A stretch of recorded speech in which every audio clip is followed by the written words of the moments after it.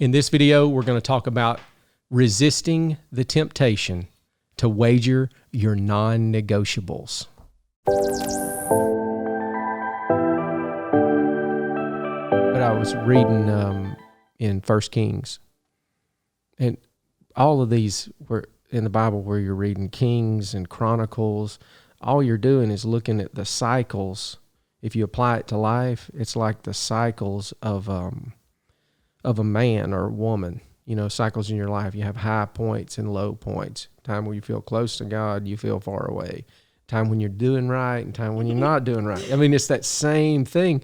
So that's like the overall principle about what's going on in there. That's the overall learning principle, I think. You know that, but but there's a lot of simple little nuggets laid in there too. And I thought this was one of them, where Ahab, where it says one of these one-word things again. But there was none like unto Ahab, so Ahab was a king, which did sell himself to work wickedness. Sell himself. And that's what I started thinking about. And said, so then I started thinking, okay, if my kids were sitting there, I'd say, all right, what would you do for $1,000? What will you do? Think about that a minute. Well, I do a pretty good bit of stuff for $1,000. $1,000. That's yeah, it's a pretty penny. That's right. So $1,000. Well, then what would you do for $1 million? You know, I started at $1, honestly, to start with. I said, what would you do for $1? Well, in today's climate, actually, people won't even pick up $1. But what would you do for $1 million? And then I got to thinking about college and some of the stupid crap that I've done in my life. And then what will I do for a good time? What would I do to be famous? You know, some people's thing is money. Some people's thing is... That's a big thing now. Yeah. If you don't know me, with YouTube and Instagram and all the stuff, you start seeing that common everyday people, you're not detached from Hollywood. Hell, Hollywood is next door. So, you know, it's pretty crazy. But so what would you do for fame? What would you do to win? You know, they had that thing on Michael Jordan, the 96 season, The Last Dance. And his whole deal was, what would he do to win? Anything. He'd do anything to win. And that's scary. Like when you go up against somebody and they're playing and they will give it all, like there is no price they won't pay to win, to beat you. You can't win. The best you could do is die. Like if you're willing to meet that, the best you can do is just die in the fight. So what will you do to win? And then to honestly answer all 3 of those questions, or all 5 of those questions, or, you know, what will you do, is not simple. You can't just say, well, I would do this for this, and I would do this for this, and I would do that to that. What would you do to win? I'll do a whole lot to win. Believe me. Like, I'll play the game, and I'll go toe-to-toe with you. Mm-hmm. But there's going to reach a point where I won't, you know, if we're playing basketball, I'm not giving my life to beat you.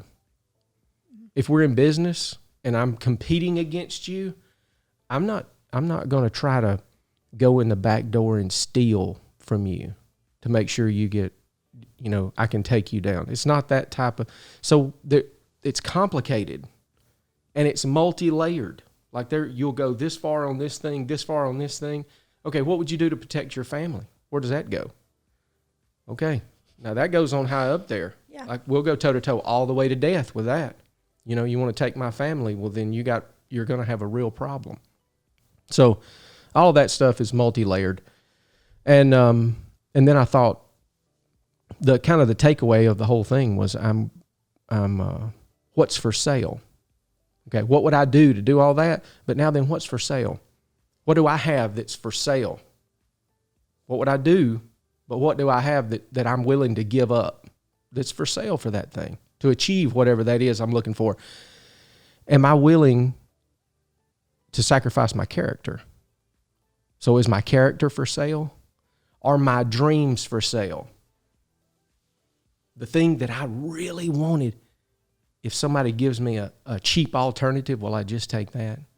Is my dream for sale? What about my family? Is my family for sale?